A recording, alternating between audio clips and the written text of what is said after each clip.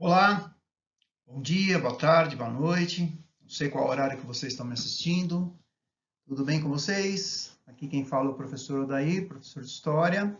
Essa videoaula a gente vai estar tratando sobre a pré-história brasileira. Você deve se lembrar, o vídeo anterior, a videoaula anterior, a gente trabalhou a pré-história geral, né? O surgimento dos primeiros hominídeos, as diferentes fases da pré-história. E essa videoaula, o objetivo é trabalhar como que a pré-história aconteceu aqui no Brasil. E isso é uma coisa interessante, curiosa, porque muitos alunos questionam, perguntam, quando a gente fala sobre esse assunto, mas tudo isso que você está falando sobre, né, a idade da pedra lascada, pedra polida, essa coisa dos homens viverem nas cavernas, isso aconteceu aqui no Brasil também? E a resposta é sim. Nós também tivemos processos parecidos aqui e ao longo dessa aula a gente vai tentar demonstrar como é que se vivia, que tipo de animais, né? Que tipo de pesquisas que se desenvolvem para poder entender a nossa pré-história brasileira, né? E ligado a isso, ligado a essa questão, né? Volta e meia também, a gente tem alguns alunos, pessoas, de maneira geral, muito curiosas, perguntando o seguinte, você está falando aí que uh, os portugueses vieram para cá em 1500 e quando eles vieram para cá em 1500 já tinha gente morando, que era a população indígena, né? E esses índios, né? Esses índios de onde vieram? Justamente, ao final dessa aula, espero que a resposta para essa dúvida esteja sanada, esteja resolvida, né? Os índios vieram, né, são descendentes de um processo longo que nós tivemos aqui no Brasil, né, de ocupação, que nós tivemos na América, no Brasil, né, e que foram constituindo essas comunidades por aqui, né?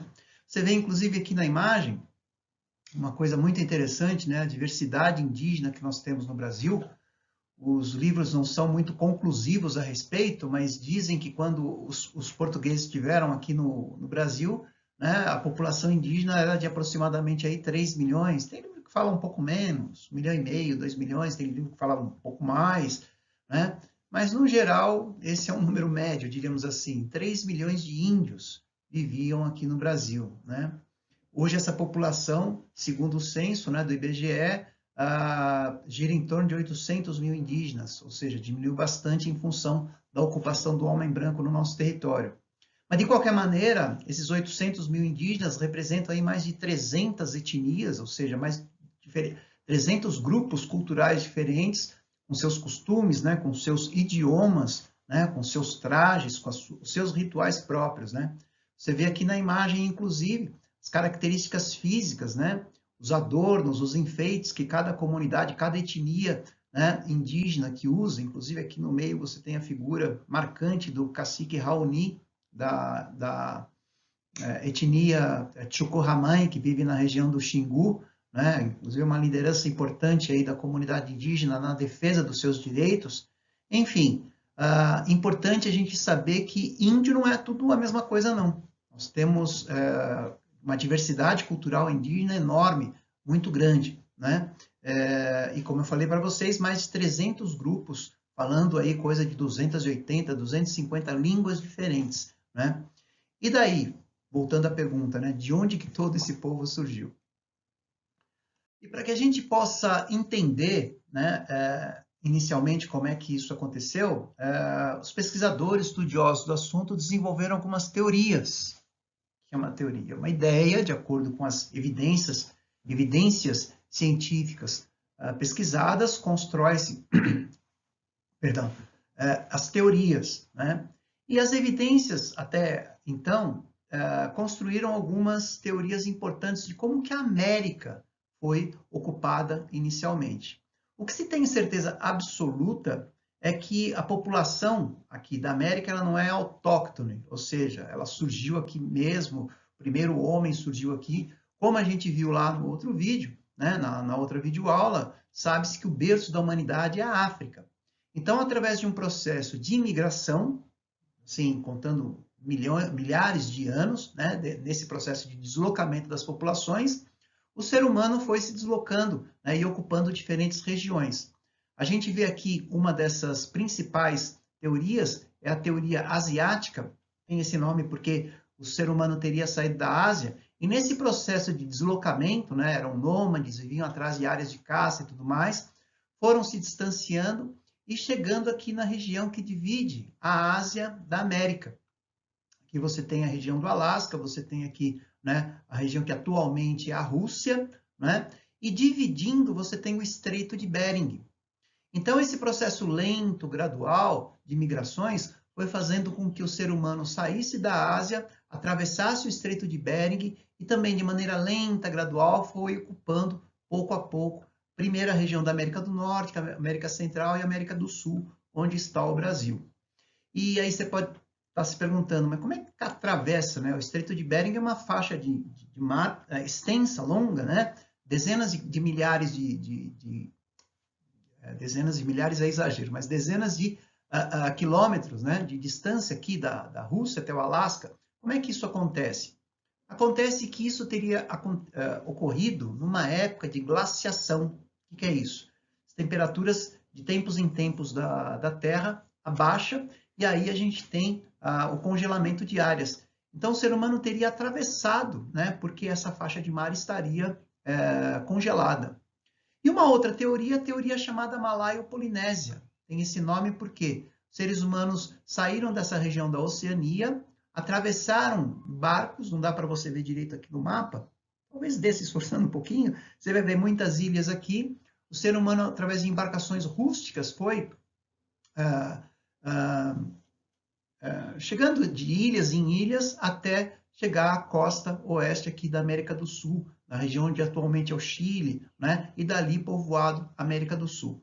Então, essas as duas grandes teorias, né? Existem outras teorias, mas eu estou apresentando para vocês aqui as principais teorias que falam, né, de onde que teriam vindo os primeiros povoadores da América. Aqui no Brasil, especificamente, né, as pesquisas arqueológicas começaram no século XIX e começaram através de um estrangeiro. O primeiro arqueólogo brasileiro, quer dizer, que fez pesquisas no Brasil, não era brasileiro, era um dinamarquês. Você vê aqui a figura, né, desse dinamarquês, era chamado Dr. Land, né, pela população local, né, mas é Peter Land. Ele descobriu várias evidências pré-históricas na região de Lagoa Santa, né, próxima a Belo Horizonte, que é a capital de Minas Gerais atualmente, né?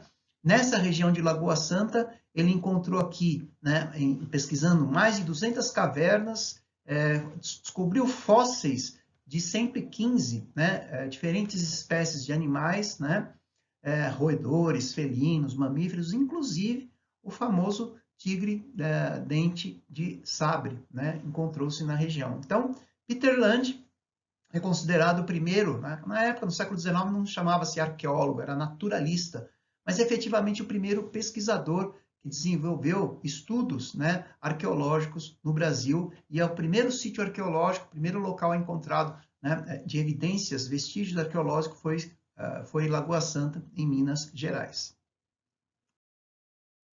Também em Lagoa Santa descobriu-se, na década de 70, mais precisamente em 1975, o primeiro fóssil de um hominídeo, né? Nesse caso, você vê aqui a imagem desse fóssil. Depois, pesquisando mais a fundo, reconstituindo inclusive esse fóssil, descobriu-se que era uma mulher, né? Um ser humano, né, feminino, né, com algumas características, inclusive negroides, né, o que levantou algumas hipóteses, algumas discussões na época, né.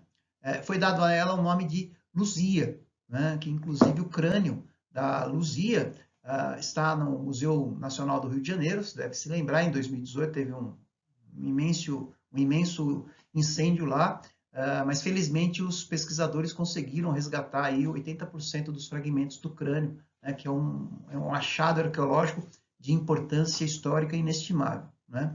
Então, Luzia é considerado o primeiro brasileiro, né, aqui datado de 12.500 anos. Uma pesquisadora muito importante no Brasil atualmente é a Nied Guidon. Nied Guidon desenvolve um trabalho desde a década de 70 na região do Piauí, em São Raimundo Nonato, lá no Parque Nacional, né, da Serra da Capivara, da Pedra Furada. Ela encontrou ali várias, né, estuda lá várias pinturas rupestres, vários fósseis, e tem toda uma polêmica em torno do trabalho dela, liderado por ela, né, que é a polêmica dos primeiros achados, dos primeiros seres humanos, quando que teriam pisado, né, na América, especificamente no Brasil. Ela alega que isso é muito mais antigo do que as pesquisas atuais demonstram. As pesquisas atuais demonstram que o ser humano teve aqui na América aí 12 mil anos atrás, aproximadamente, né? Que começou a ocupar a América do Norte, a região do Novo México, inclusive lá denominou-se, né, a cultura Clovis, né? Porque uma região lá no Novo México denominada de Clovis que se encontrou os primeiros vestígios efetivamente humanos. Nied Guidon diz que não, né? Através das suas pesquisas, ela teria encontrado restos de uma fogueira carbonizada, e essa fogueira datada em laboratório com aproximadamente 50 mil anos, né? Ou seja, muito antes do que as pesquisas oficiais. No entanto, arqueólogos, principalmente arqueólogos norte-americanos, não aceitam as pesquisas totalmente delas, evidências, porque eles alegam que uma fogueira pode muito bem ter sido produzida por um processo da natureza mesmo, né? Um raio caiu numa árvore seca, isso gerou uma fogueira, e daí a argumentação deles de não aceitar totalmente as pesquisas de Nied Guidon, essa simpática senhora que você vê aqui na imagem, né? E lá, então, foi fundado um museu, aliás, é o maior museu a céu aberto do Brasil, né? Que as pessoas podem fazer visitas e olharem, visitarem, verem ao vivo e a cores as descobertas lá desenvolvidas pelo trabalho maravilhoso da equipe da professora Nied. Então, e para a gente resumir a história, sim, nós tivemos no Brasil, isso comprovado por vários sítios arqueológicos, né? Povos caçadores-coletores, que são os mais antigos, né? Que também usavam arco, flecha, assim como a gente verificou, né, na pré-história mais geral, né, que se verificou na África, na Ásia, na Europa. Nós tivemos os povos do litoral, vivendo no litoral. Interessante, esses povos viviam, são chamados hoje pelos arqueólogos de povos dos sambaquis. Sambaquis significa montanhas de conchas. Se alimentavam de moluscos, se alimentavam de peixes, né? Migravam para outras regiões, deixavam ali o resto dos alimentos. Isso durante milhares de anos foi se acumulando e virou montanhas como essa que a gente está vendo aqui. Mas nós também tivemos povos agricultores, né? Como a gente vê aqui, povos que desenvolveram cerâmica, também viveram em habitações mais simples, de palha, né? De barro, mas povos que deram origem aos tupis, né? Que ocuparam e ocupam ainda boa parte do Nordeste, da região Nordeste do Brasil. Então, esses povos aqui, no seu conjunto, é que deram origem às atuais populações indígenas que nós temos no Brasil. E só para a gente ir finalizando, né, eu deixei essa tela aqui para que você analise a riqueza, né, a variedade de trabalho, de sítios arqueológicos, pesquisa arqueológica que é feita no Brasil. Falei para você, as primeiras pesquisas aconteceram lá na região de Minas Gerais, né, em Lagoa Santa, mas elas se espalharam por todo o Brasil. Se você for analisar aqui o mapa em específico, você vai ver que praticamente todos os estados brasileiros existem evidências, existem sítios arqueológicos sendo pesquisados pelas diferentes universidades, as universidades federais e estaduais de cada região. E para você que se interessou, né, por esse assunto, tem muita gente que gosta, né, desses assuntos ligados à pré-história. Saiba você que aqui na nossa cidade, na cidade de São Paulo, nós temos, né, várias possibilidades de você conhecer mais a fundo, né, a história, a pré-história, né? Tem alguns museus importantes que eu deixo como dica aqui, como o MAI, Museu de Arqueologia, né, e Etnologia, que fica na USP. O Museu de Zoologia, também mantido pela USP, fica na região do Ipiranga, esse museu. E o Instituto de Geociências, também da USP, que, como você vê aqui nas imagens, eles têm vários elementos, vários fósseis, né, para a gente entender melhor sobre a pré-história brasileira. Tudo bem? Desculpem mais uma vez, eu sei que eu falei muito rápido, o tempo da gente aqui é muito curto. Espero que você tenha gostado, que você tenha acompanhado com atenção. Anote aí as suas dúvidas. mande aí as suas dúvidas para a gente poder esclarecer através do Facebook da escola, tá bom? Um abraço para todo mundo, se cuidem e até a próxima videoaula. Tchau, tchau.